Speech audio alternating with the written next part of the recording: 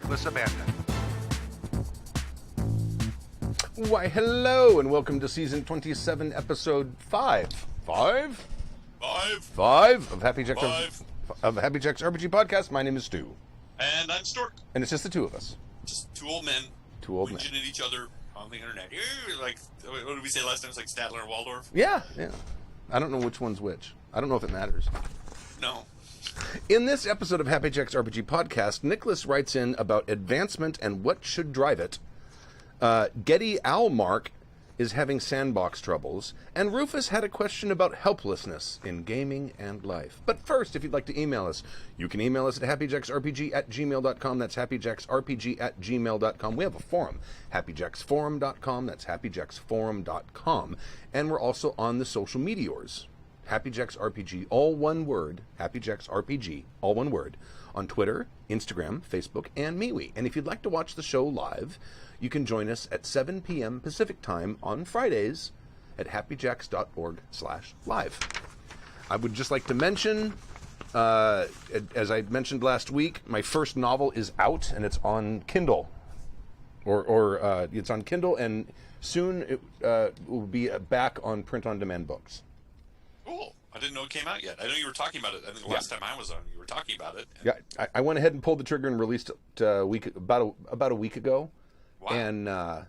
And then I went back and I started reading a bunch of stuff on things you should do before you publish your novel on Kindle. Of course, I did that after I did it. And I'm like, oh, yeah, because my cover with a picture of a rock on it, yeah, it's not really a compelling artwork. So I found there's whole dozens and dozens of sites of places that sell pre-made covers. Yeah. All kinds of covers. I mean, there's thousands and thousands of covers. Any genre you can think of. Both fiction and nonfiction. So I went through and I found one. I'm like, well, that guy doesn't look like he has, washboard abs. Because the main character does not have washboard abs. So I was like, yeah, that one will work. So I took it and I reasonably priced for a book cover art. I mean, and Sure. The thing is, when you buy it, it takes that cover down and no one else can use it. So now it's yours. So no one, you don't end up with 4 or 5 novels out with the same cover, just different text over it. So, but it was pretty reasonably priced. So That's very cool. I got that. It's still updating. It doesn't have the new cover yet. I just checked. What's the name of that site? I actually would like to peruse it. There's dozens of them. Just put in pre-made book covers, and you will get a list pages of sites that do it. I wonder if you could use it for covers of like games that you made as well. I'm sure you could. Yeah, cover's a cover, right? You have a limit on some of the sites. Like if you sell more than like 100,000 units, I doubt that's ever going to happen. But if you sell a lot, then you need to renegotiate with whoever the artist was that made that artwork. Right. Because at that point, you probably owe them more than the $150 you spent on the cover. And do you have to put the logo in or the words in and all that stuff in Photoshop stuff, or do they have? Well, it depends. Do that for you? Some of them you pick which one you want, you put it in a shopping cart and buy it. Then you email them with what text you want, and they go in and change it. But the one I ended up using was all automated. So you pick the artwork you want, and it says, okay, here's where the artist has put the pre-made text, where you can put stuff, the author's name, title, subtitle, and if there's any blurb or anything on it. And you just write the stuff in there, and then there's little arrows to make it bigger or smaller so it all fits and you get it the way you like it.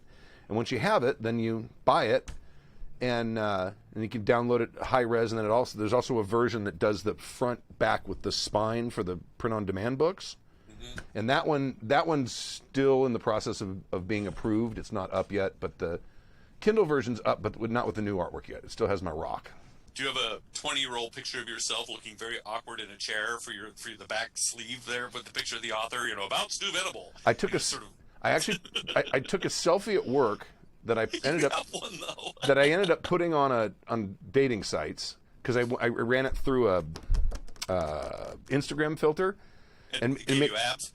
Yeah. No, it gave me like dog ears. No, and it got rid of the wrinkles under my eyes. No, I made it sort of more shadowy, so it looked like it was side lit, like Sting from every move you make. Yeah. Remember, the light on the side. Yeah. So it looks like that. It's very dramatic. Had them all half lit. Yeah. Right. It's very dramatic. So anyway, that's out if you want to get it. Noir. I'll put another link in the show notes. I don't think the link's changed, but if you search Stu Venable on Amazon, I think you'll find me. Or if you put in Mandite, Mandeight, because that's the character, you put that name and you'll see the 4 or 5 attempts I made at putting it up, because you can delist it, but it doesn't delete the entry. So you get to see my iterations of shitty covers until you get to eventually they'll upload the one I bought. So you can get it on Kindle, you said? it's on Amazon through Amazon's publishing thing. So it's on Kindle. You can get it on Kindle right now. That's really cool. It's $3.99. If you have Kindle Unlimited, it's free. And then they also now offer a print-on-demand book.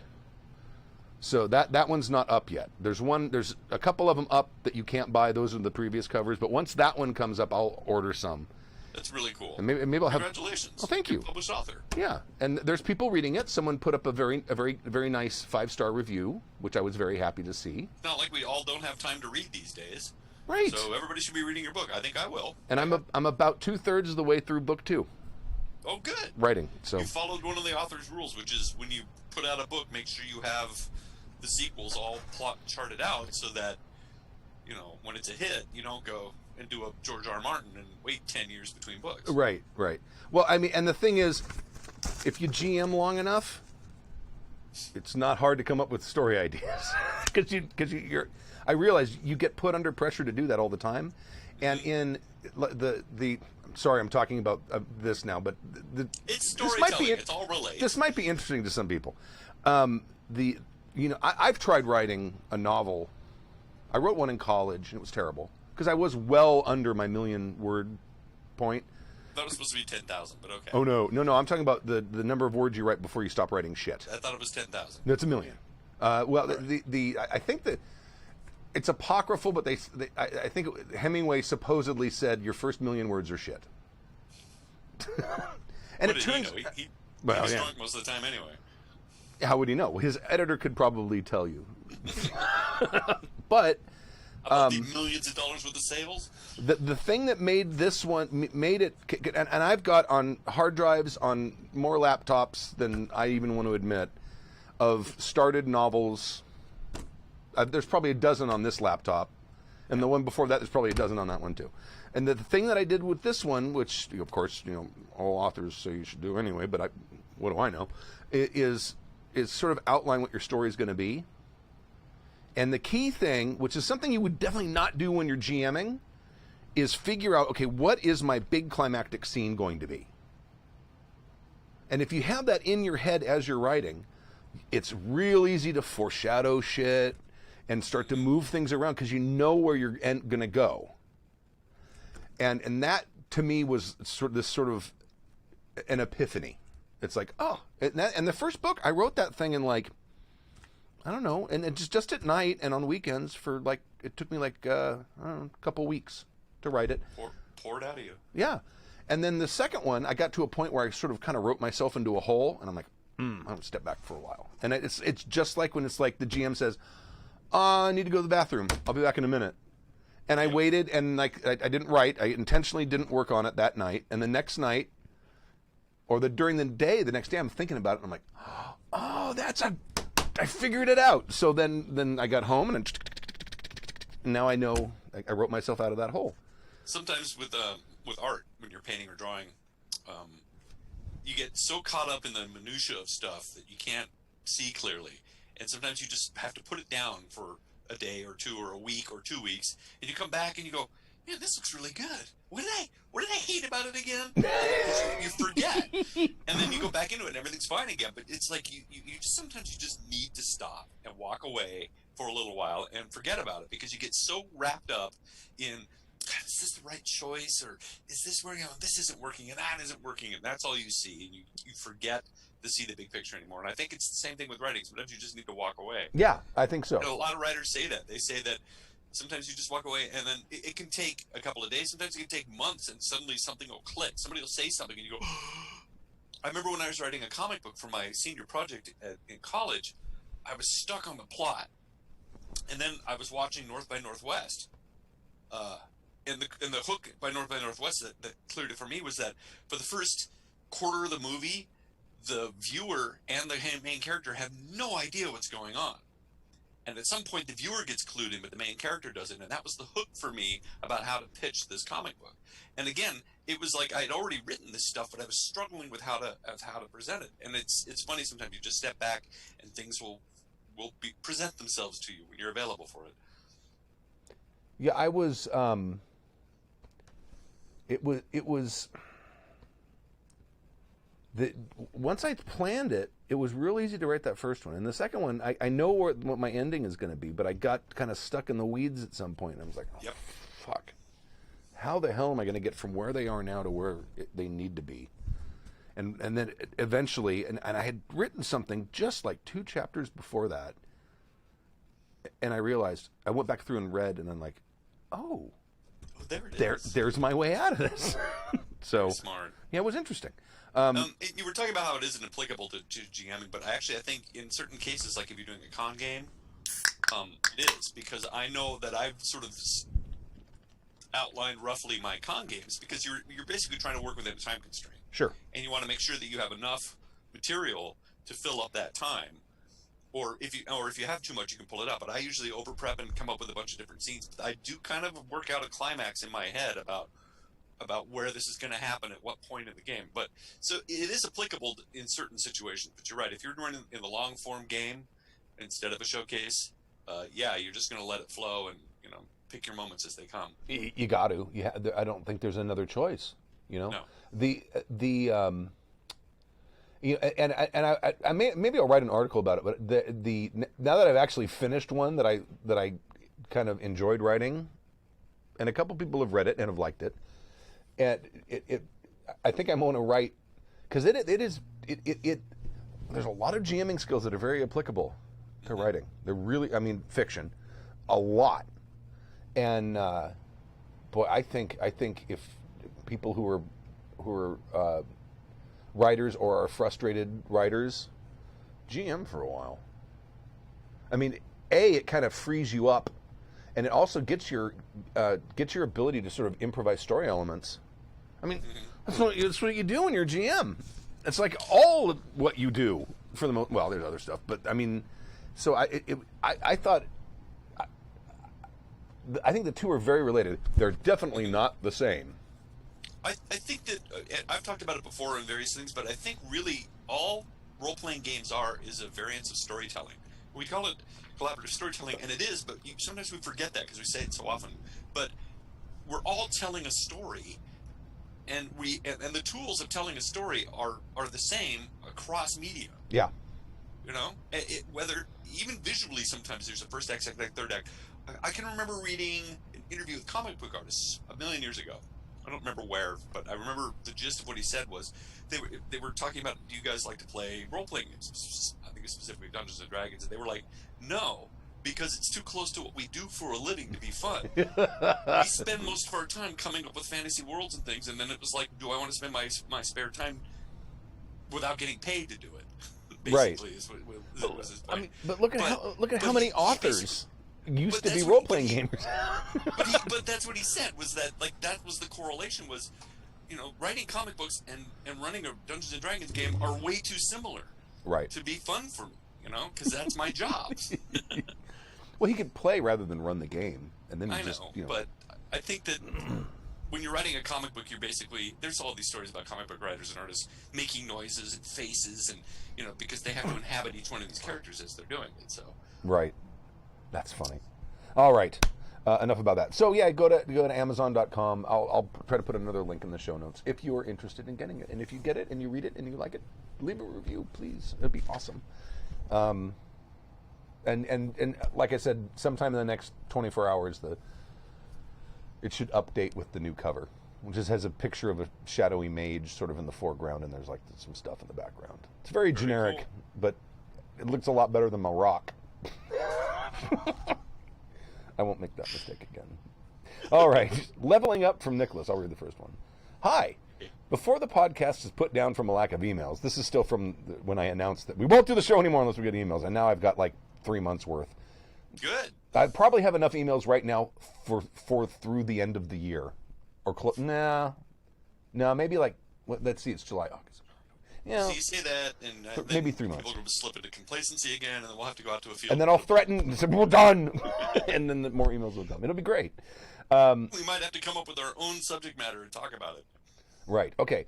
I need to hear your take on XP systems like XP for kills, XP from gold, XP from overcoming obstacles, XP for attendance, XP for roleplay, XP for failure. Or do you prefer the less linear ones like skills advance with usage, or gifting a huge reward only once players complete a milestone? Or should we just do away with XP altogether and just play hippie games? Well, hippie games kind of have XP too. P.S. Highly optional. Spotify bought exclusivity to some lesser podcasts for $1 billion and had its valuation increase by up to $5 billion. I think that was that Gimlet? I don't know. I think it was Gimlet Media. I don't think it was $1 million. I think it was like $500 million Spotify bought them for, or something like that. You said $1 billion. But...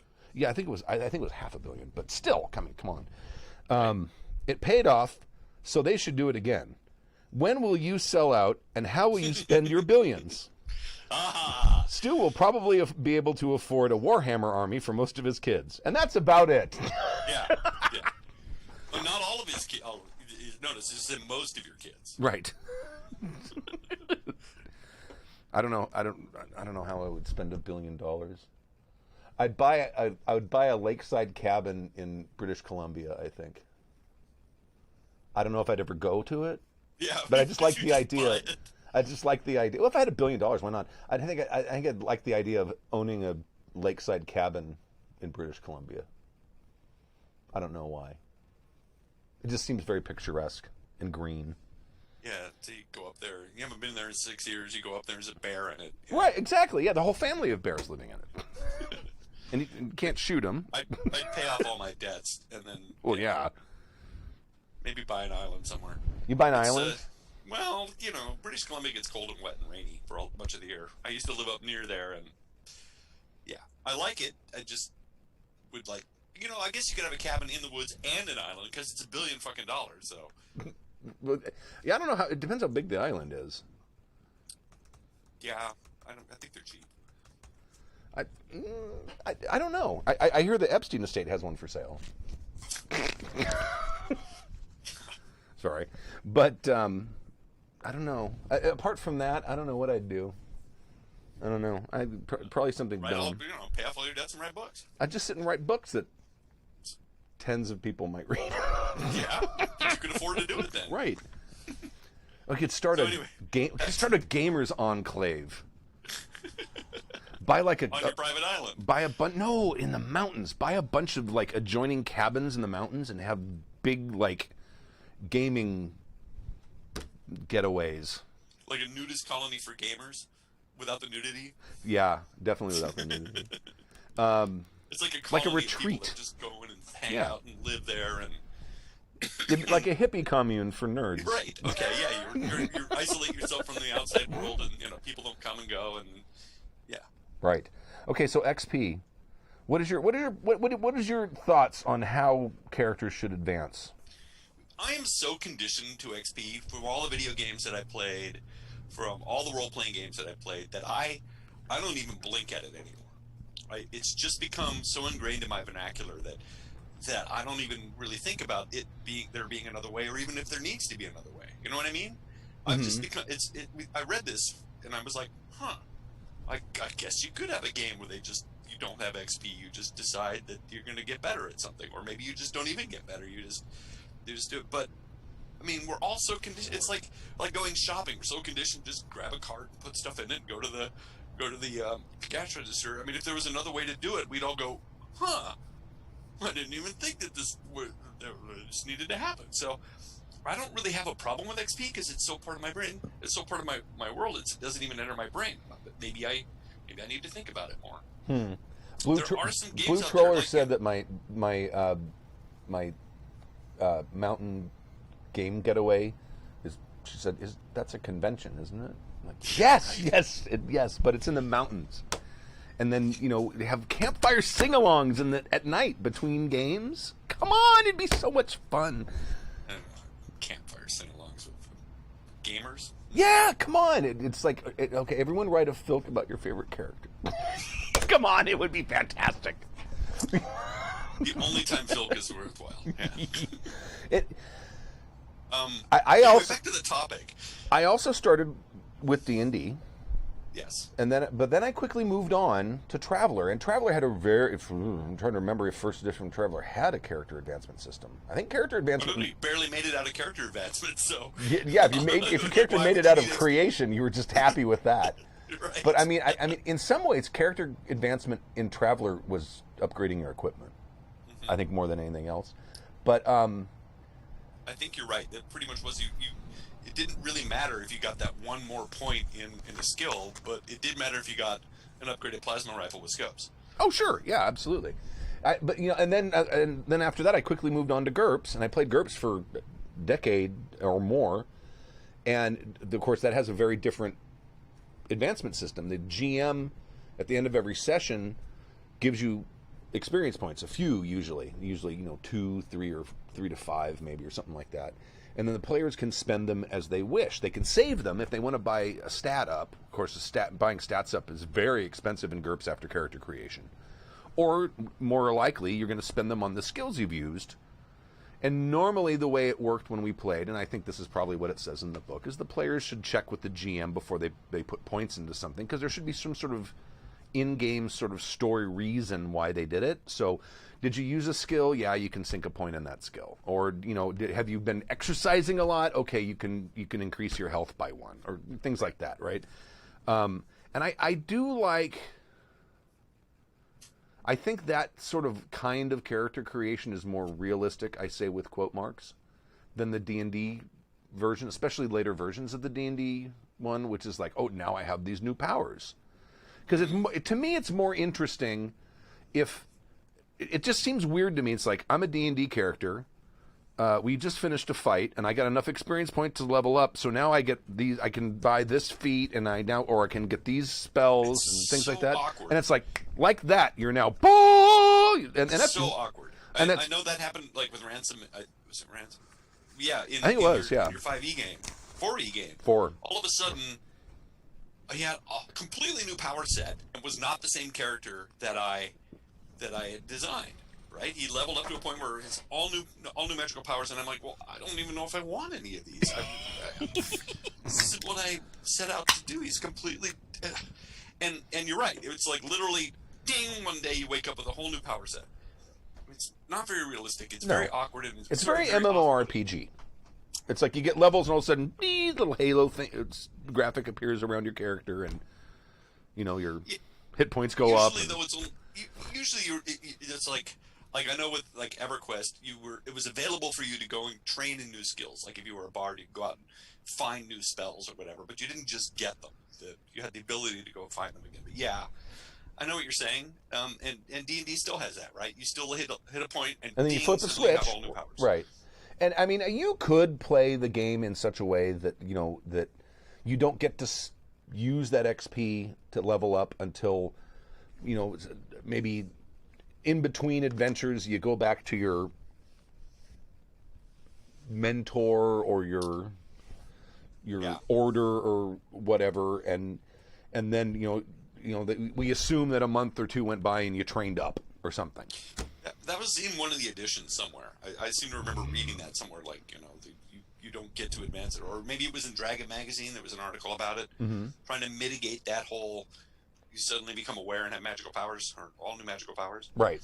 And in some cases that works. If you're a cleric, suddenly your god bestows upon you a whole new set of powers overnight. Because that's what gods do. They're capricious and just decide to give you new stuff. But, for the fighter, it's like, all of a sudden I know how to use a two-handed sword, and I've never picked one up in my life. How cool is that? Right. Or, since we killed that last pack of orcs, I now do 3 dice of damage with my sword rather than 2. Or something like that. Eric Odd says, one thing Rollmaster did that I liked was when you made a character, your first level, and you make your choices for second level. When you hit second level, those choices applied, and you made your choices for third level. So you decided what you were going to do when you leveled up before you had the experience to do so. Yeah. Excuse me. That would let the player and the GM sort of kind of figure out in story justifications for the stuff that you are going to get when you get to that level. That makes a little more sense. That's I think a better way to do that sort of ding leveling. You could kind of house rule that in almost any system, though. That's kind of squishy enough that I don't think it would break anybody's system. Right. See, I still kind of prefer, even as a player, I kind of prefer the GURPS thing, because it's like, here's your character, and there's all the different things your character can do, and there's a lot of different things you can spend your character points on. You not only can you increase stats or skills, but you can also buy off disadvantages. So you've got a disadvantage that, I don't know, you've got an enemy or something. Maybe during in-game you spend time trying to mend the fences with whoever that is, and then at some point you can go to the GM and say, hey, I've saved 5 points. Can I buy off my 5-point enemy? And like, oh yeah, sure. And then, so there's all. It seems to me that a point-by system character advancement gives you more flexibility, because you are, with games like D&D, you are very constrained. If you're a fighter and you're going to go to the next level, you're going to get a stat boost, or you're going to get something. And there's very few right choices for that if you start looking at the math of the game. And if you're using feats and things like that, there again, it's like, oh, this is the feat you want to do if you're this kind of fighter. You know what I mean? Yeah. So it ends up just out of design, it's predetermined in a lot of ways. And I think if you make a character in a point-by system, you can kind of spend your points where you want to spend them. You know what I mean? At least that's the way. Yeah, and the other thing about point-by systems too is that they because you have to spend so much time on the front end of it, you end up really sort of nuancing your character a lot more and coming up with reasons why you are buying the skill sets that you are. So in many ways, it does help with actual characterization of your sniper. You know, why does he have this? Why does he have that? Why did he spend this many points in this? Because you have to think about it as you're buying them all up front. You know what I mean? Right. Whereas with D&D, we all get battle axe at this point, damage at this level. You know, and it doesn't really make any sense. Yeah, I don't know. They're saying, did Stu just mute a burp? No, it was a cough. Yeah, it was a really loud cough. That's why I hit the mute button. He's muting his burps because he's planning on buying a cabin in British Columbia. I want to make sure they'll let me in British Columbia when I go to buy my lakeside mansion that I'll never go to. I'll rent it out, or I'll rent out the guest house. Oh, that's where you have your gaming retreat. Oh, that's a haul. Get all the way up there. You have $1 billion. You just fly people in your private jet that lands on the lake. I ain't doing that. You know, one of those I'm pontoon boats. I'm gonna buy a bunch of cabins up in like Big Bear or Idlewild. Oh well, all right. Or have them built. Have a gaming complex That's built what I'm saying, in the mountains. I'd want it close. I'd want it, so people can get there. I don't want to have people have to fly to British Columbia. You gotta have a passport. You fly them. You're a billionaire. Yeah, but I want to continue to be a billionaire. I want those 3 commas after my net worth. All right. So I don't know if we even answered that. Well, I think we kind of did. I mean, now as far as the other question that I think he's asking that we haven't answered yet is, what do you give XP for? And I think that's even more important than the advancement system you're using, because he mentions XP from kills, XP from gold, which is the way old D&D used to work. If you get an experience point for every gold piece you steal from someone for some reason, even if you're not a thief. You used to get it for just getting treasure. It's like you would open up a treasure chest, and all of a sudden you'd have to divvy up 300 points of XP. Yeah, you get 50 points for killing the skeleton, and then you get 800 points for the gold in the chest. Overcoming obstacles, and then attendance, role-playing, and for failure. What do you think about if you're dealing with any kind of a system, and you can do this with any system, I think, that has character advancement that uses any kind of points. What do you think are the things that should or should not be used to award those points or determine how many points you get? Well, Oh wait, Ed from Minnesota says every step you hit falling down a staircase. That goes that goes back to your realism test if for you're a role playing pratfall games. bard, right? If this is Pratfall you're a bard, bard. Is that a subclass? right? Well, he's a performer, right? But he does, physical comedy. Maybe he's a mime or a clown. So yeah, he would get points for every step that he hit and didn't hurt himself. Or a stuntman, if he was no, I mean, gold, I think, is probably right up there. It's like, I'm not sure I'd be giving out XP for gold. And you could argue that, well, the thief needs to get XP somehow. So, well, the thief could get XP from the act of actually picking the pocket, not from how much gold he got from picking that pocket. And then I wouldn't necessarily award XP for attendance. However, I've been in groups where people just flake. And sometimes it's a way to get people to show up. So I can't say that that's a bad thing all the time. Right. Well, I mean, you could use it as a way to encourage the kind of behavior or the kind of play style you want in the game. And that might work in some situations, but you might get a lot of pushback in other ones. Right. And the same thing with role play, too, because you're naturally going to have these hammy people that will steal the spotlight or that suddenly they feel like they can steal the spotlight because they're going to get XP for it, and it may just dust other people. I mean, Tappy has that famous story about this guy he gamed with who was a stand-up comic. And so every time he tried to do a social check to like the guards to talk his way past a guard in the city, they were just witty and funny and had arguments for everything. And it's like, this guy's like a schlub guard. I mean, right? How come, because the GM was witty and funny, and it was really frustrating. And that's it's kind of an absurd example, but he really made a very good point, which is something, giving awards for role play isn't always a good thing, because the hammy guy is gonna or woman is going to get it all. However, there are ways to mitigate that. If you have a more quiet player, when they do come up and have that cool role playing moment, that counts for more than the cut up who's constantly, hey, I'm feeling attacked. Or you should. Now the chat room's saying a couple of very interesting things. First off, Eric Odd says her preference is story-based or milestone things. Yeah. So, like, when you get to a point in the story, and that kind of makes sense. That kind of gets rid of that whole ding thing, because it's like, okay, you've gotten to the end of a chapter or whatever you call it. Here's your XP. Everyone go about your day. And then, we'll pick up the game a couple weeks after this happened, and then everyone spend your points however you want, and then off we go. So that kind of makes a little more sense to me. And kind of gets rid of that whole, I now suddenly have more powers. But Ed from Minnesota brings up something very interesting. And this is a few messages he posts.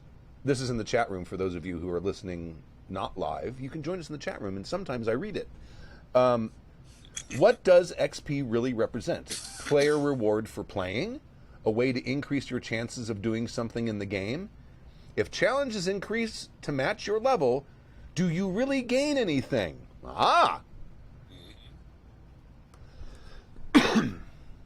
So, I mean, and vice versa. I mean, if the challenges are really easy, is it worth giving you XP for it? Right. Well, I mean, that's the whole power creep thing with D&D and other games that rely very heavily on leveling.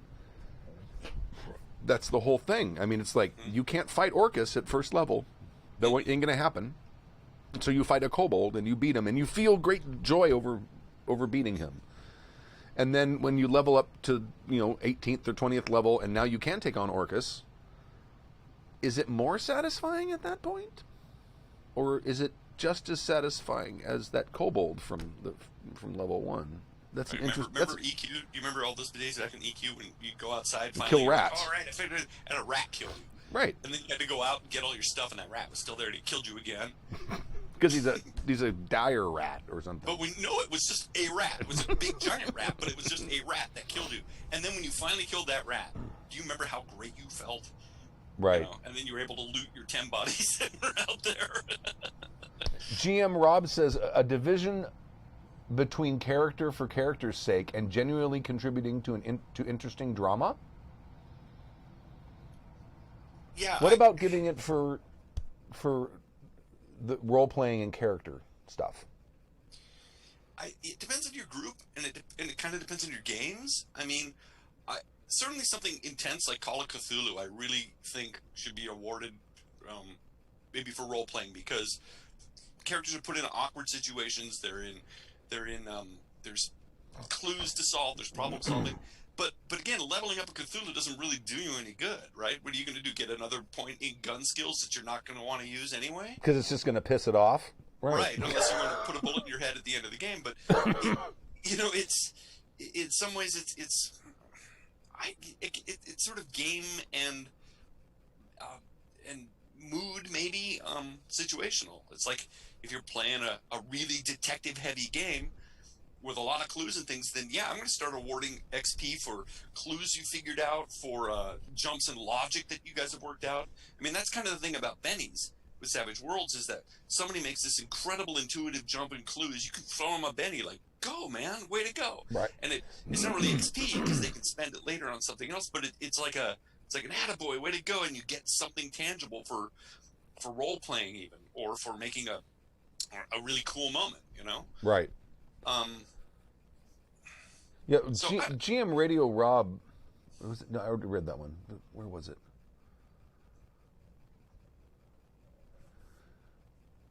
I think it's about a variety rather than a numerical increase, i.e. choices of skills / feats characteristics increases. The number generally may be the same, but the specifics of what the player purchases make the rules side of the game play differently. I'm kind of hearkening back to what you said originally about Traveler, too, which is like you pretty much come out with a fully formed character. Yeah. And then it's about the stuff that you have that makes character the advancement, difference. even in like the later Mongoose versions, is extremely slow. Even if you travel a lot, it takes a long time to get enough study hours to increase a skill. And it's about the stuff you get, and even in a fantasy thing, too, because I remember as a kid, you were like, we'd save our gold so we could buy a magic sword, or we would get better armor, because we all started out with just rags. Shit, right. Same with EQ, when you were playing EverQuest online, which is you would try to go on quests and find stuff, there was a skill set where you could make cool things too, but it all took time and it all took money, and materials. So, I mean, in many ways, sometimes that makes a lot more sense. Like, here's a recipe for making +1 Damascus steel blades. Okay, now you've got that, so now you have to go on a quest and find metals and maybe a forge or somebody or a dwarf that can make it for you, all that kind of thing. I mean, maybe that makes more sense than just saying you can now swing your sword better. Right. So I don't know. So what do you think? What do you, if you're GMing, what and assuming that you can award XP in any way you want, what do you give them for?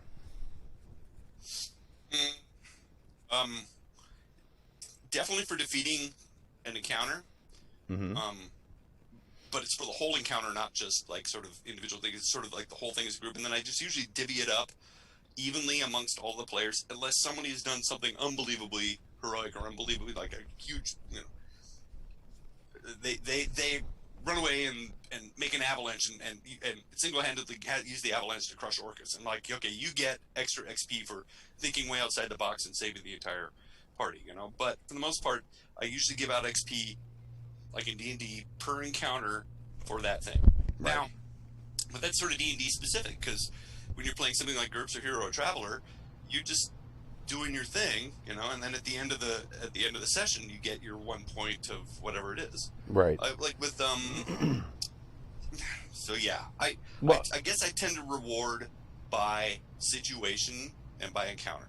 Now, GM Radio Rob again brings up a point which I was about to make as well. He mentioned Savage Worlds. I was going to say GURPS, but it's the same thing. Not the same thing, but similar concept. Players can get extra points for their hindrances. Mm-hmm. Now I think he's talking about character creation. Like you gain more points for taking those. But yes. I, as a GM, like to reward players who really embrace their hindrances or their disadvantages, if you're playing GURPS, because that to me makes it a more interesting game, and I want to reward that. I hate it when a player takes a disadvantage and then hopes that I forget that it exists. Because Right. I will forget that it exists. Sure. I don't pay attention to that. I mean, I'll write them down and pretend like I'm going to remember it, but I never remember that shit. But if the player takes it upon themselves, I'm impulsive, we're in the middle of a plan and we're at a critical point, and my character's been waiting for a long time and not doing a goddamn thing, and he's really bored right now, so fuck it, I'm going to go do this thing.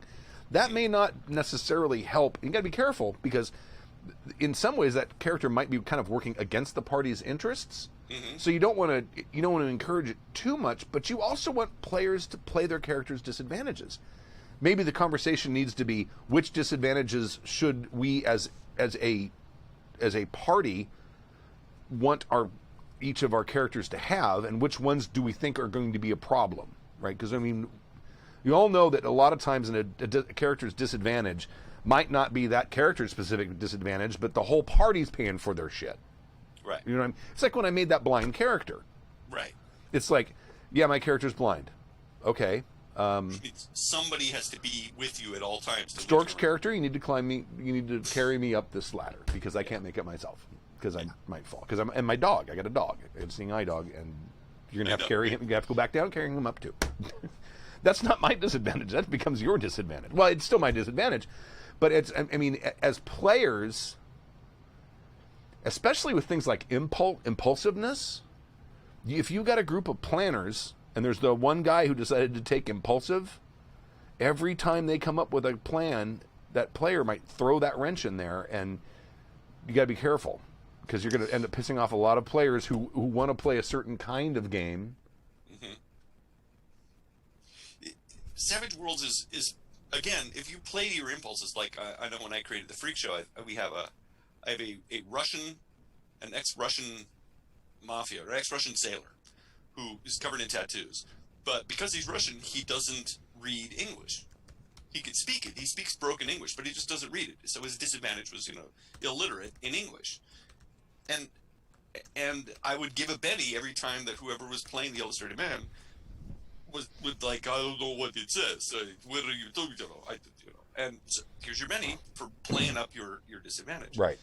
And that's the cool thing about Savage Worlds, is that you can give out that little monetary reward without having to stop the game and work out XP, or every time they level up past everybody else because they keep leaning on their disadvantages. You can just hand them a Benny. Right. It's interesting because the Benny mechanic is an ephemeral thing. Mm-hmm. You know what I mean? Which makes it something that you subjective, too. can give out with a lot without having to worry about a lot of consequences Mm-hmm. long term. Mm-hmm. Whereas if you're rewarding people with experience for things, that is a lasting effect on the game. Mm-hmm. Especially because I don't know, what do you think about giving players different levels of experience points? Well, and I've had that happen before when we were playing Hero, because people were playing different games. But what happened was that players would start out-leveling other players. And now all of a sudden your party's in balance because you have like a level 8 guy and a level 4 guy, and a level 5 guy. And it became a problem. I could see a point here or there every few sessions. If someone has like a very poignant moment, give them one extra experience point maybe.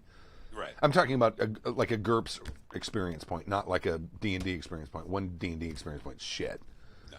But in GURPS, that's a significant amount of stuff. So, I don't know. All right. Well, thank you, Nicholas, for the email. We appreciate it. And you saved the show. Good on you. Sandbox Troubles from Getty Al Mark. Yeah, that's a tough when your cat gets in hold of your sandbox. My whole sandbox campaign flopped early. In earlier levels, the PCs were to deal with 4 guarded keeps. The keeps had hardy defenses by design, so the PC's frontal assaults failed repeatedly. I was generous when they tried any simple and reasonable non-combat tactics, like stealthing in, talking their way past the front line, or using disguises. When yet another frontal assault failed, players felt I was punishing them for going after the bad guys, like they were supposed to. I said they are supposed to go after the bad guys, but the way they do it matters. I cited all the examples of failed frontal assaults and highly successful non-combat tactics. They said combat should always be an option, and by me punishing them for combat-only tactic, I was effectively forbidding the players from telling their story. their way. So they want more player agency and effective tactical options. Another objection was the fully open sandbox allowed them to find encounters well above their level. I figured a fleshed-out dangerous world is not geared towards PC level. They suggested that I gate the higher level areas of the sandbox. Argue that level gates limit player agency to go wherever they want and contradicts the request for more player agency. Now soured on the campaign, we ended it, trashing hours of prep. It sounds like they want a game where the big bad evil guy challenges the world without really challenging the PCs. I'm afraid that if combat is always an option, then I'm going to end up with PCs doing little more than punching everyone in the face through 15 levels of play and can never create dynamic encounters or complex plots that can't be punched through. Help before I burn my DM screen. You're playing with the wrong group. Well, this is a group that likes combat encounters, and he's trying to have something besides combat encounters. Yes, but I also think he's maybe being a little intractable and I agree. And not very flexible in his DMing skills here too. It sounds to me like you've kind of made the cardinal mistake, which is this is how they're going to break into the wizard's tower. I've already worked it out. And if they don't do what you have already thought out in your head, you subconsciously punish them for it. Now, the argument to that is, okay, Stu's talked about this before too, and I've noticed it too. Like when Stu's by admission terrible with tactics and strategy. Yep. And he admits it all the time. Yep. Bill, on the other hand, is great with tactics and strategy. So when I assault a wizard's tower in Stu's game, it's completely different than the way I assault a wizard's tower in Bill's game. You metagaming motherfucker. Because Bill, because I you get stung once, and I've always remembered too. I'm like, oh yeah, Bill builds really smart wizard's towers, I guess, for lack of a better analogy. So you can't just assume that it's going to be easy to just knock on the door or tunnel in. However, you can't make your wizard's towers so completely impregnable that they can't get in. At some point you're like, well, you're the GM. You thought of everything. Why did you make us attack the unpenetratable tower? And then you're sitting there going, well, there is a way. Ha ha ha ha. You just haven't figured it out yet. Yeah, so now you're just being a douche. Well, see, I'm not sure. When I pre-read this, I didn't get the impression that he was there's one true way past this thing guy. I didn't get that impression from him because he said that when they would take a non-combat way to get through, he would be very generous. So he was trying to encourage, and it seems like if they had tried anything but combat, he probably, would meet with success. So I don't know. I mean, this does remind me of in my earlier days of GMing when I was running my big long GURPS fantasy campaign. There was we finished the campaign, and it was one of those situations where the players wanted to keep going, which you should never do. Good note. Yeah, it's never worked out well for me because it's like when I have an idea for a campaign, run that campaign, and the players want more. It's like, okay, I'll figure something out. So we started sort of phase 2 of this thing, and like he did, I had made this area. I think I called it the Badlands or something. I don't even remember. It was this big, huge, vast desert, and the players didn't know this, but it was filled with this sort of like magical clockwork, like automaton monster things. I don't even know why I made this, and there might have been a story reason for it, but I don't think there was. I just think I thought like giant clockwork monsters would be cool, and I had statted one of them up even, and I figured when the players need to, when they'll go to this city or whatever, they'll do some stuff and they'll find out some information about these things that will make it. They didn't need to level up to be able to do it, but there's things they needed to know about them because this is in GURPS, so GURPS can be very granular. There are things they need to know about these things before they go out after them, because one of the things about them was that when they died in quotes, they exploded. And I killed 3 of the 4 characters when they went after one. They decided, we're going to go in the desert. They went in the desert until they found one of these things, and they decided to go kill it. And they were all standing around hacking it with swords and shit. And then it blew up. And I'm like, okay, well, it does X amount of damage, and then, you have explosion rules for GURPS. You did that to us in your 4E game, too, when Casey killed a skeleton. The other ones exploded, and then the other ones exploded. You only killed one character, though. Yeah, but it took out most of them. Everybody else was incapacitated, but it only killed Casey. That was actually that's actually by design. I don't remember what those things were called, but they were some kind of exploding flame skeleton or something. And when you hit one, they were almost designed to be a chain reaction. If they're clustered up, one would go off and it'd damage everything immediately around it, which might be the next skeleton, and that would kill that one and damage everything around it. I seem to remember you, like, as you were reading the thing, you went, "Oh no!" I think those are the words that left your mouth. Like, "Oh no, these things are. Oh, I didn't know they did that." James V says they're called fire skeletons. Okay. But this clockwork thing, they hit it, and they did the damage. Of course, it's easy to kill characters in GURPS, and 3 of the characters died, and one of them was at negative health, I think, but had made the health roll or something and wasn't dying. And then we started the game again. Everyone else made new characters, and that character had convalesced or whatever. But I mean, and it's like, why was that area? If I had something planned later, why is it right next door? You know what I mean? It's like EverQuest. Why would you put the level 15 zone right next to the starting zone? What's wrong with you people? If I'm going to get killed by a brownie. If I'm going to have a 50th level, like, necromancer in Death Mountain, I'm not putting Death Mountain next to the city where the party is going to meet at the tavern. Right. I'm going to put Death Mountain long way away now. So I don't know, and I do wonder about Getty Almark. I do wonder about your prep style, because I wonder if you're over prepping.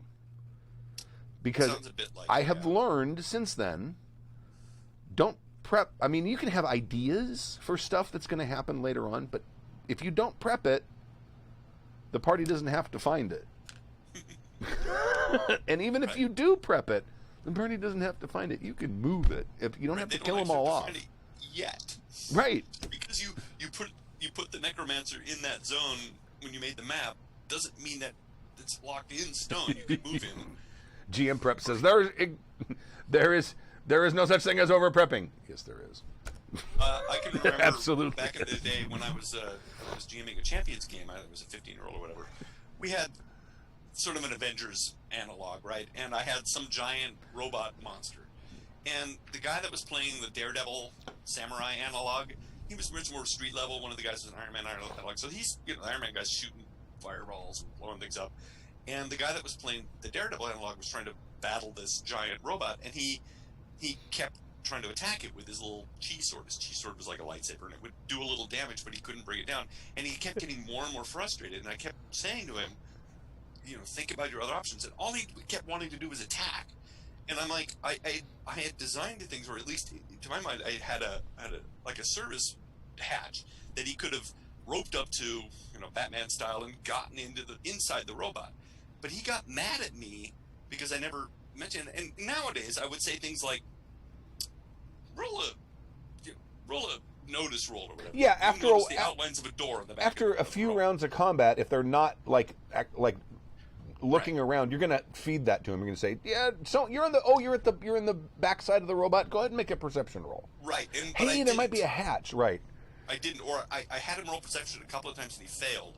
And again, I would just have him notice at some point. But now, that was over 30 years ago, so right. I think I've matured a bit as a GM and as a person. So, but he was pissed, and probably rightfully so, because he couldn't do anything. He really couldn't hit it. He couldn't do any damage. He kept taking damage. But I kept thinking, you keep trying to do these frontal assaults. You're not built for that. You're the street level Daredevil analog. You are not Iron Man, and you can't work that way.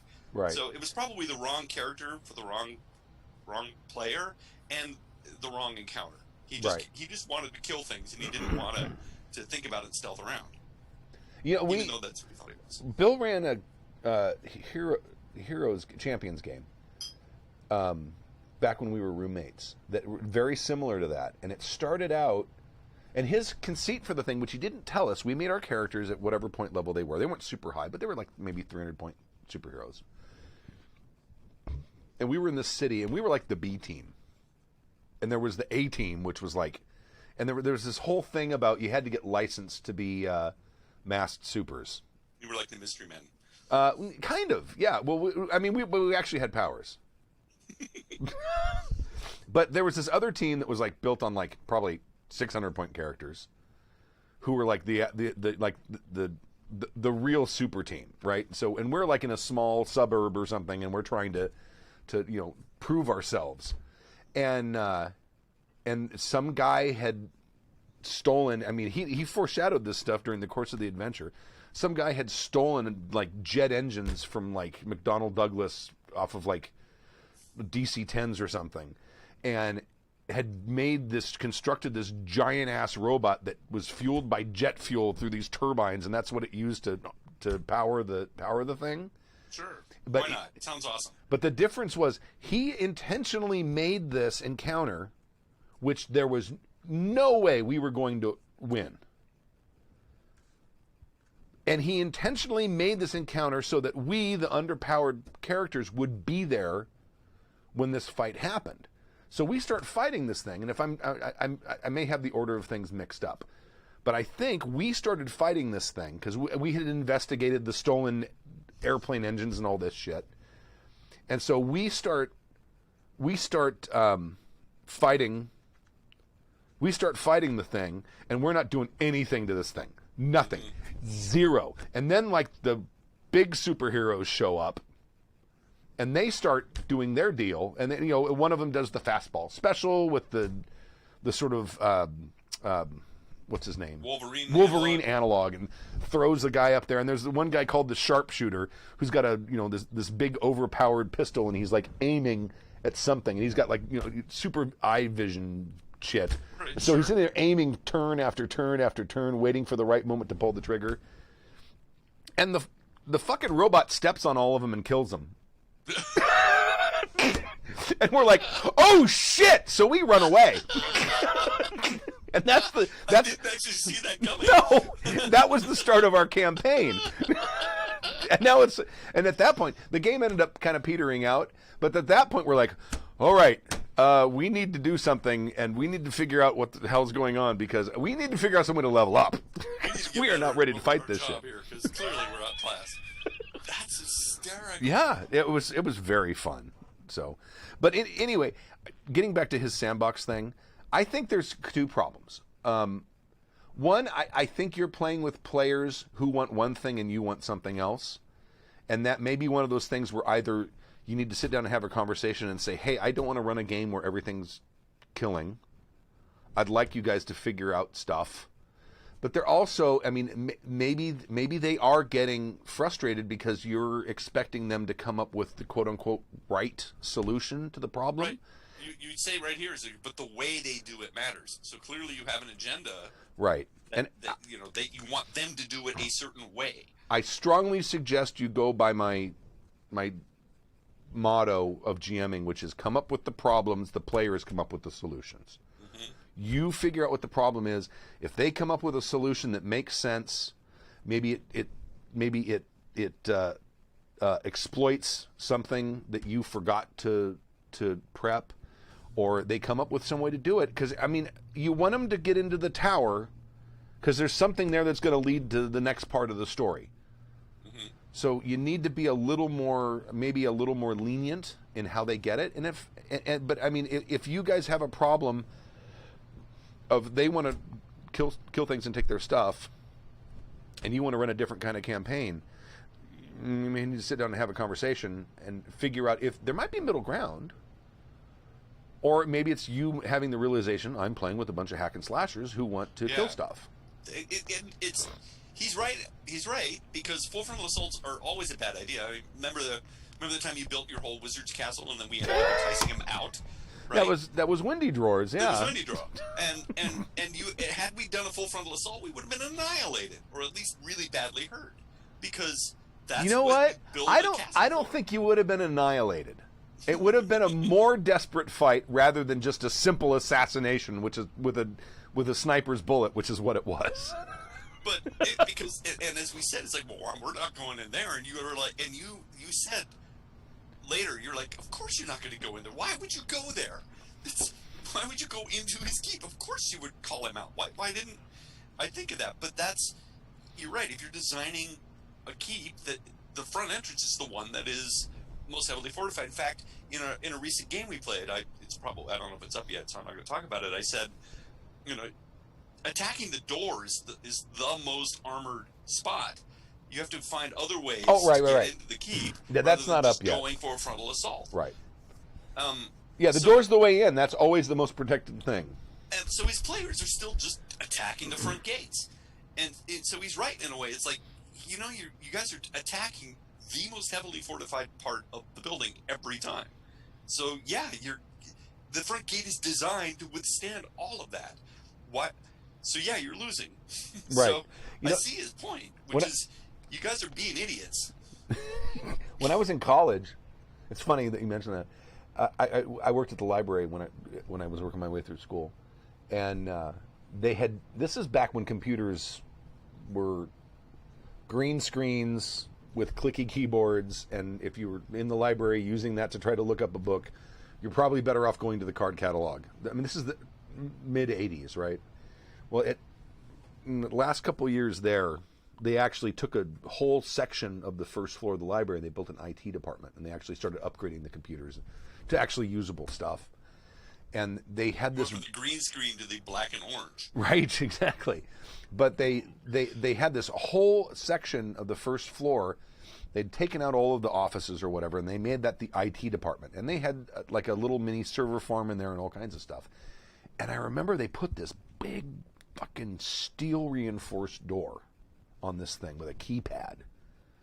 And and I asked one of the managers there, I'm like, why do you got that big door there?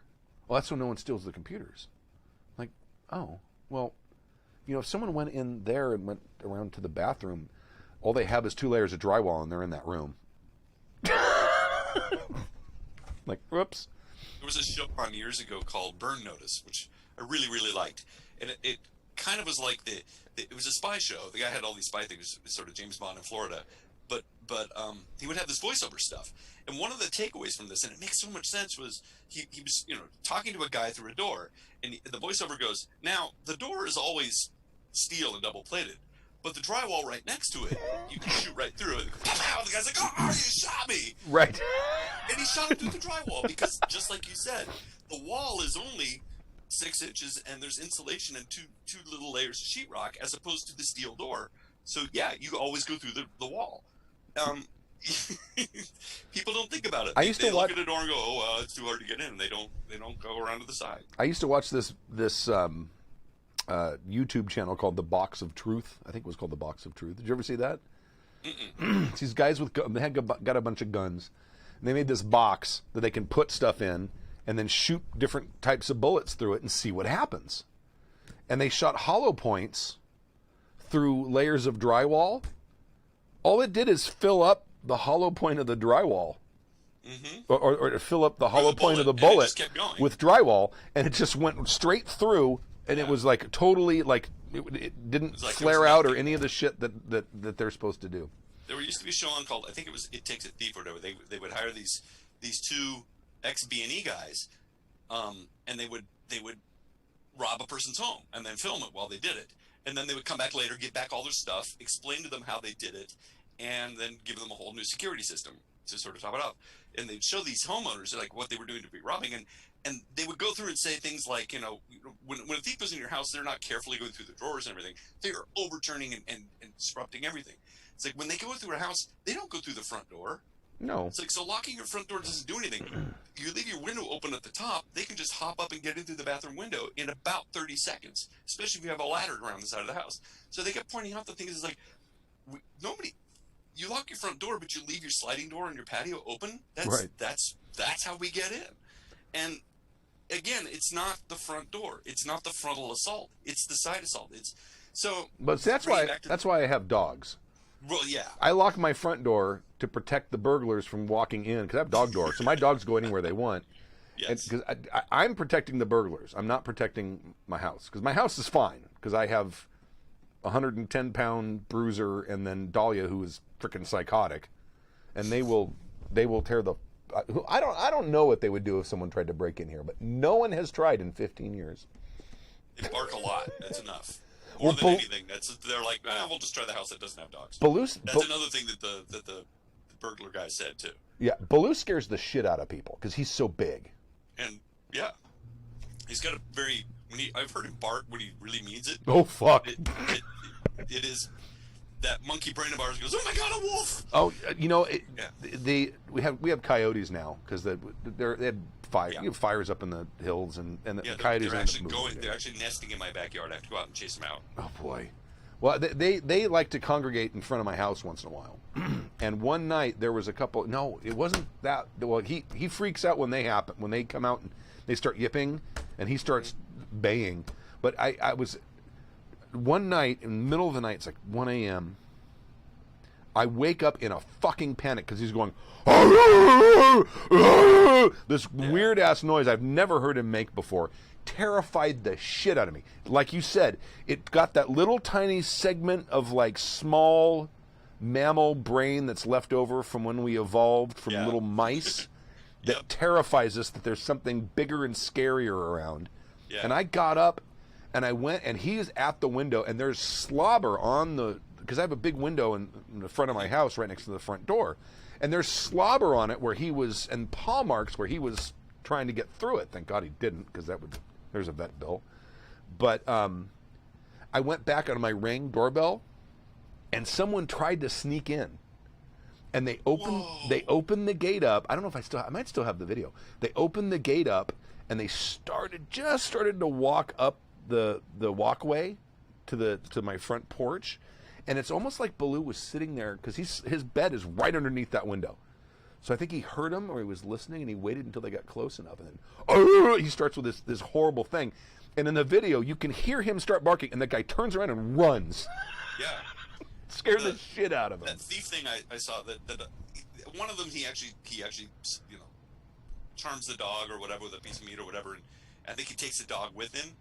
And one of them, but for the most part, he said, just having a dog, the thief will go, nah, I'll pick the next house. It's easier. So just having a dog that makes noise makes a thief go, yeah, oh yeah. I mean, they had a situation when Heather moved into her new house just up north here of me. I was still holding on to all the dogs. I had 3 of them at the time. And she got, well, actually it was before I got the 3rd one. Her house got broken into and someone stole her laptop.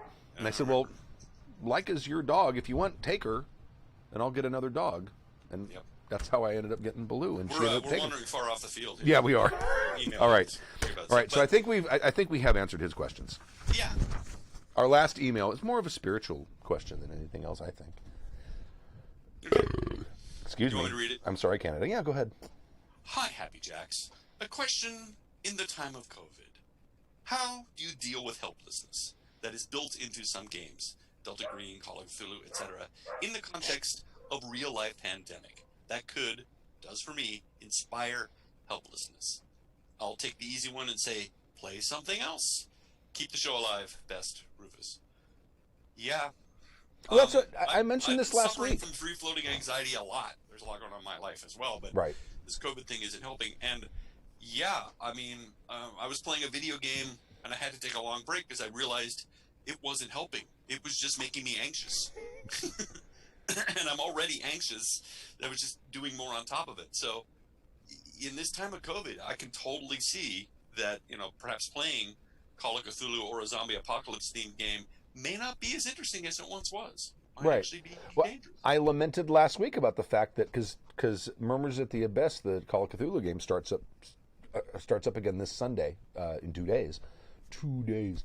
And I started lamenting the fact that before the pandemic started, I decided I wanted to run 2 very dark games. I don't want to run 2 very dark games right now. Good for you. I would rather not. I'm gonna, but I'm gonna have a conversation with the players about where do we want to take the tone of this game? Because if I'm having reservations about it, I'm sure they're having reservations about it as well. Right. You know what I mean? So yeah, I think now is a time to play goofy, stupid games. Toon would be a great role-playing game to play right now. I have never laughed more than Toon games. There was a guy that used to run them at the con, and I played 2 or maybe even 3 of them, and literally my jaw and my stomach were hurting at the end. It was like I had just taken mushrooms and laughed all night. I've never had more fun. Your cheeks hurt the next morning when you take mushrooms. They do.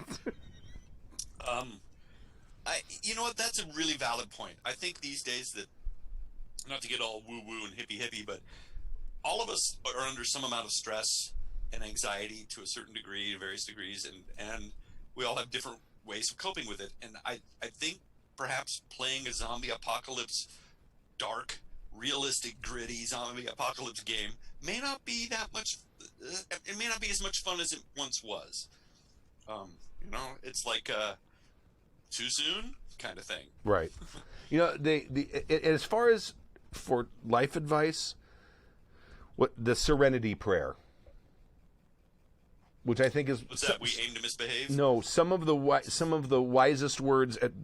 Grant me the strength to change the things I can, the serenity to accept the things I cannot, and the wisdom to know the difference. Oh, I thought it was from the movie. No, Serenity. it's not from the movie We Serenity. aim to misbehave. No. But I mean that to me, I mean that's what this is all about right now. I mean, because I'm an essential worker. I have to go to work every day, and I've had to the entire time, and I'm thankful. And you're in a high risk group as well. So going to work every day is probably a little bit stressful for you, right, Stu? Yeah, it was at first. At first, it was extremely stressful. After a while, I realized, you know what?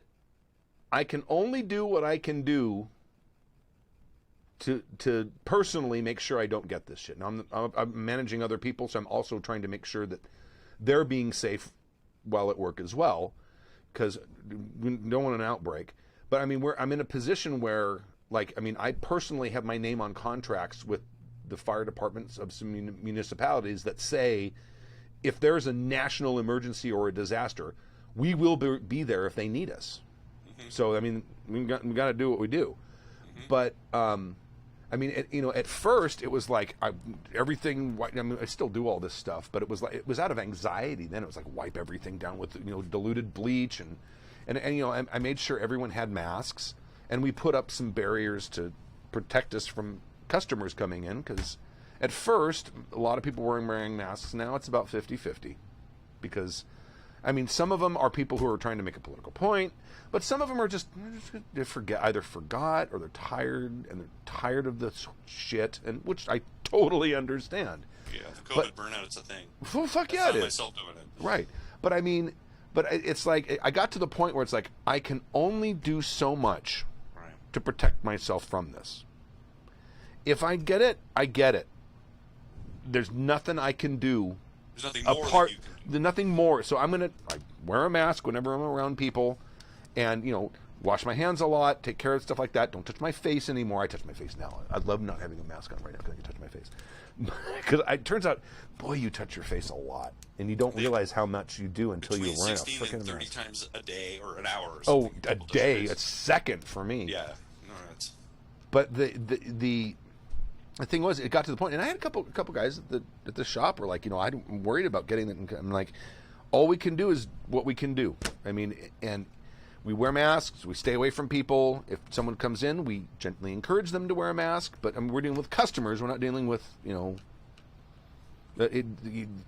tell the wrong guy, no, put a mask on. Next thing you know, they're not buying from you anymore. And then you have a different kind of problem. Even though it's private property and it's like no shirt, no service. You can die on that hill until you don't have any customers left. That's the problem with that. And you wouldn't have none, but I mean, it's something. There's a balance there, and at some point you do have to kind of just say, there's only so much you can do. Mm-hmm. You don't want to turn into Howard Hughes. Well, you can't buy a mansion on the lake. Yeah. You know what? Yeah, the three comma net worth, that might be worth it, but I don't know if I would spend my time pissing in bottles and washing my hands. If you lived in a mansion on the lake, there's no reason to go anywhere else. Why not? Right, but I mean, and early on too, I was washing my hands so much, I ended up having to make my own hand sanitizer because you couldn't find it anywhere. So I made hand sanitizer. I bought a 99% bottle of isopropyl alcohol off of Amazon and a big jug of aloe. Aloe. And then you mix them two parts alcohol to 1 part aloe, and that gives you 66% alcohol or whatever. Which is funny. The recipe in the Anarchist Cookbook for napalm is remarkably similar. It is. But I made a bunch of that because I couldn't find it, and I started using that instead. But I was getting like sores on my hand from washing my hands so much, like freaking Howard Hughes. Yeah. And finally, I'm like, you know what? There's only so much I can do. I'll do what I am at least being told is the safest behaviors. But apart from that, I can't worry about it anymore. And I don't. It's a control thing. I mean, at some point, you just like, I'm doing everything I can control to the best of my ability, and there's no more I can do, because at that point, like you said, you become a shut-in, or you just never leave the house. And you next thing you know, you're pissing in a bottle and living off of milk. Have you ever seen that? Feeling attacked. Have you ever seen The Aviator? Yes, once. But bringing it back to his point, which is KY and Everclear. Thanks, Bobcat. You know what? Because now there's tons of different people that are making hand sanitizer, and some of it totally smells like cheap vodka. And you look on the back, and it's ethyl alcohol. It's the fun alcohol. It's not isopropyl or these other kinds. It's actually drinking alcohol. But now they have to put a little bit of isopropyl or something else in it that makes you vomit or makes you sick, so people won't drink it. People will drink it because that's a good thing to do. 70% alcohol. What's that? 140 proof. 70%. Yeah, it's like vodka. I think vodka's like 70%. No, I think vodka's more like around 35%. Oh boy. Yeah. I don't drink it. Vodka's one of the ones that, like, every time I have been falling down blackout drunk, and I've never really blacked out, things just get really blurry. It's always been vodka. So I realized, it's just not my. That's not my alcohol. Ed from Minnesota says that there's a tequila distillery that's making hand sanitizer. Yeah, a lot of distilleries are. And then vodka is actually something they use in the movie industry and the theater industry a lot. You take vodka and some water and you put it in a spritzer. To sanitize costumes with it in between shows, because you can't get Cinderella's ball gown dry cleaned every show. It's going to fade once a week. Right. So they have these. It's cheap vodka, works really, really well. So yes, I get it. So anyway, but I mean that's I mean I don't know. We'll talk about it for the Call of Cthulhu game. I don't know. Maybe we'll just kind of ease up on the tone, because I was the one that was like, I want to run a really dark Call of Cthulhu game, because that would, before all this, that was really cool.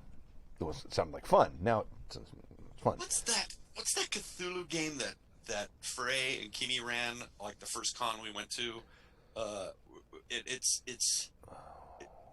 They play like armored mechs, or they play like these sort of bioweapons, and you actually can win. Was that Cthulhu Tech? Yeah. Why don't you play Cthulhu Tech instead? Well, because it kind of gets it's rid the of 1920s. So now I want to do that. I don't know. We'll talk about Cthulhu Tech. I don't want to turn it into a comedy, but I would like to lighten it up a little bit, because especially Jim's character is a freaking tortured soul right now. Well, yes, and there is a helplessness built into Cthulhu, which I've always found hard to play anyway. You kind of go in knowing the inevitability, which is you're going to go mad and check out, which is, it's about the journey, right? But there is just this overwhelming oppressive hopelessness about it, and maybe you can do something about that. Yeah. Maybe Cthulhu could just not show up, or they could actually stop him from showing up. Well, James V mentioned that I already have time travel involved in the game, so I mean it could. Listen, I'm saying you do Cthulhu Tech, but instead of it being high tech, it's clockwork. Well, that's what Master Vitor just said. It runs off steam engines. Right. So you have your steampunk Cthulhu Tech game. Yeah. Why not? That sounds like a hoot and a half. And then everyone will sound like the retired British Army officer. I say, good chap. I'd play that game. That sounds like fun right now. It does. All right. Yeah. I've introduced Albert Einstein. He could be building mech suits right now in the afterlife. And if it's the 20s, you've got Babbage, and you've got who was it? Lovelace, who wrote the Linda Lovelace. Yeah, she was hot back then. No. Anything about Lovecraft? Boy, you are so old. No. Ida Lovelace, I think it was. I don't know who that is. She was one of the ones that wrote the first computer program. She was a mathematic genius, but she was sort of... Don't know. Somebody is probably in the chat right now correcting me, but pretty sure it's Ida Lovelace. Yeah, both were long dead in the 1920s. Okay. There you go. Einstein was not long dead. Not Einstein. The Babbage. Babbage is 19th century. That's true. That's definitely I steampunk believe. beginning of the 19th century. All right. Ada Lovelace, they're saying. Thank you. All right. So that's my advice. You can only control what you can control, and you can't control anything you can't control. Meditate. Breathe. Nothing else to do. No, and you're right. You can't take yoga classes to center yourself right now. So I've been dealing with a lot of personal matters in my life too, and it's like you can choose to spin about and run around, or you can choose to just sort of not. Either way, things are gonna do what they're gonna do. Yeah. So it all I have control of is how I react to it. And if spinning out about it makes me feel better, that's fine. But it doesn't. It rarely does. So things are going to do what they're going to do, and then you just have to trees fall in the forest all the time. At least here we're trained with earthquakes, because there's always a chance we'll have an 8.0 earthquake and your house will collapse around you, right? But you don't worry about it because there's not a goddamn thing you can do about it other than move. Yeah, leave the state. Like, I moved to Florida and I got hit by a hurricane. So. Right. Or move to Oklahoma and get sucked up by a tornado. Right. So. Between 1842 and 1843, this is James V. Ada translated an article by Italian military engineer Luigi Menabrea on the calculating engine, supplementing it with an elaborate set of notes, simply called, quote-unquote, notes. Lovelace's notes are important in the early history of computers, containing what many consider to be the first computer program. That is, an algorithm designed to be carried out by a machine. Interesting. That's fantastic. So I'm telling you, you just need to do Cthulhu Tech based in that era. That'll be a lot more fun. Right. All right. So there you are. Anything else? Anything else you want to mention? Nope. I don't have a book I've written. I don't have any games I'm working on. Yeah. Okay. My life might be settling down finally, so maybe I'll be able to join the world again, but we'll see. And let me just say, my novel, it's been retitled Mandite and the Apprentice Mage. No COVID-19 in it. No diseases. Great escapism. And I will be corvids. There might be 19 corvids. There are some corvids, but there is no COVID. And I'll tell you right now, because I don't know. Do you remember Mandite? Mm-hmm. These stories are what happened before you guys met him. How he became the sort of mage / necromancer he was when you guys met him. This is his story leading up to that, and it takes place in Eldamy in the same world. I added gunpowder because I like having cannons and muskets and shit, even though I barely ever use them. But he is at this point totally full of himself and not very competent. I want to read it just to find out how you deal with magic, because I always find magic systems in fantasy games to be one of my favorite things. I pulled the magic system from Moment of Truth, which still is not what I want it to be, but that it's forces. It's like you summon certain forces and then you sort of weave and combine them together in your mind to create the magic. So. Awesome. But he is still no mere hedge mage. That's right, Eric Ott. I just wrote a section right now. He's fallen, and so far he's fallen, and he fell and twisted his ankle at one point because he cast a spell that sort of pushed him and someone else against a wall, so they were able to get down it. So like this constant barrage of wind is hitting them against this wall because they had no other way to get down because they both forgot to bring ropes. Right. Because no one thought to bring a rope, and of course or a 10-foot pole. The guy he's with, he's able to get down, but then he gets like halfway down and he says, and that's when the spell stopped. So he ends up falling like 15 feet and twisting his ankle. And now they're trying to do something else, and then something else happened, and he fell off a horse, and then he actually broke it. And then the chapter I was just writing before I came in here was was that, let me tell you how painful it is to have a bone regrown. So it was that chapter. For your next series, I want you to do one about the vampire NPC who reads the entrails. I think he's probably my favorite NPC that you've ever created so far. What's his name? Something the Great. Silas the Great. Silas the Great. And you said the inspiration for him was that guy from True Grit. Yeah, right? the guy with the bear head. He just shows up. The dentist. Our bodies are useful. I saw a body back there. If it was yours, I will leave it alone. But if it is all right with you, I will take the teeth. I have use for them. The whole thing is so surreal and so Coen Brothers and so awesome and so right. And it's like, I remember watching that movie and it's like there's stuff happening and then there's this weird interlude in this weird woods with this mountain man and then it picks up again. You're like, you know what, that? though? It was awesome. And I gotta say, now in the day of COVID, Ed from Minnesota, thank you for buying my book.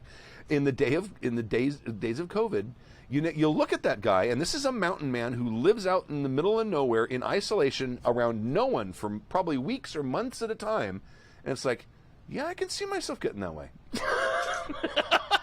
I just watched Jeremiah Johnson. I think it was last weekend. Same thing. You know, there's a famous line. I think it's the end of the movie. He goes, "You wouldn't happen to know the day of the month and the year that it is, would you?" And the guy kind of looks at him and he goes, "Been up here a long time, haven't you?" Yeah, it's like he's lost total track. He goes, "March, maybe. Well, March might be ruddy green month down there. I don't think March, no." But I mean, they're having this discussion because they're so lost in time. It just one day blurs into the next. Oh no, GM Radio Rob, Mandite was not killed. Mandite was Mandite never showed up in any of the APs. This is actually from the very first campaign we ran after we started the podcast. This is a 4E campaign that we never recorded. Just what the airship and everything. We didn't record that. Huh? I thought we did. No, you didn't have airship. You're thinking of the flying carpets? No, I'm thinking of the one where we got an airship, and we went over with the one with Decree. Those are flying carpets. Those were flying carpets. I thought there was an airship. No, it was flying carpets. Okay. But that was it. But you remember Mandite was out in the middle in the tower in the swamp. Right. All right. There was something else I was going to say. I don't remember what it was. Oh, I forgot to mention. Have you watched Eurovision Song Contest? The story of Fire Saga? You've asked me about that all the time, yeah. Dude.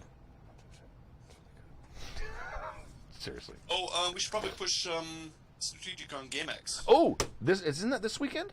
I think it might be, but it is going to be virtual. Yes, they're. Let me go to strategicon.net and look at it right now. Anyway, Jim, who's used to be a friend of the show, is now part of the show. Yeah.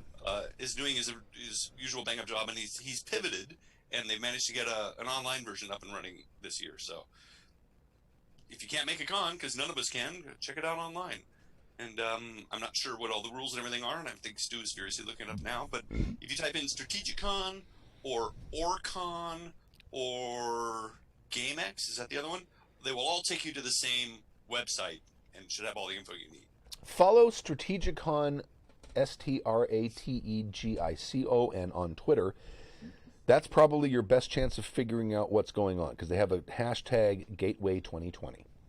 That's the name. That's the name. That would be SeptemberCon, and I canceled my hotel right after they announced that it wasn't going to happen, because I was holding out hope. But no.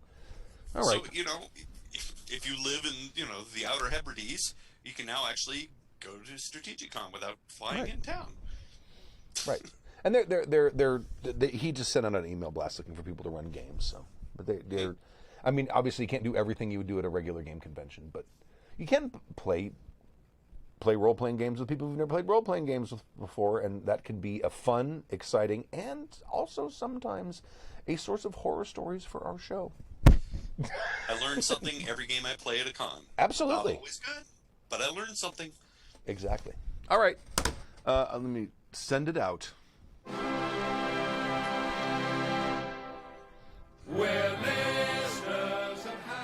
Thank you for joining us for Season 27, Episode 5 of Happy Jacks RPG Podcast. My name is Stu. I'm Stork. Thank you so much, guys, for showing up and listening to us ramble on and on. We really do appreciate it. Yeah, This thank day you and very age much. is great. In the last 2 episodes, we've gone an hour and a half rather than our hard limit of an hour. But We whatever. got nowhere else to go on that. I got nowhere else to go. Jets. All right. Thank you very much. We'll see you next week, 7 p.m. Pacific time. HappyJacks.org/live right here. Thank you very much. I'll leave you with a song. Bye, guys. So Dungeons and Dragons.